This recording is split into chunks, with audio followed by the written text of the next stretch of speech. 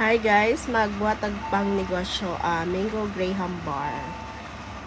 Ang atong ingredients kay 3 pieces all-purpose cream, 2 mango flavor condensed milk, at ni siyang i-chill or i-freezer na to siya within 2 hours.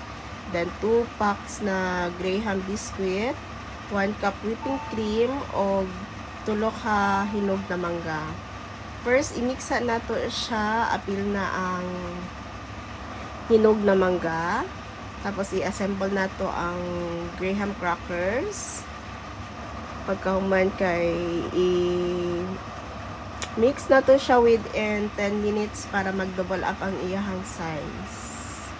After ana, kay i-assemble na nato. Pagka mag-assemble, butangan na to siya toppings na mango cubes para mas malami siya. And that's it. Ato siyang i-freezer within 24 hours para dali lang siya pag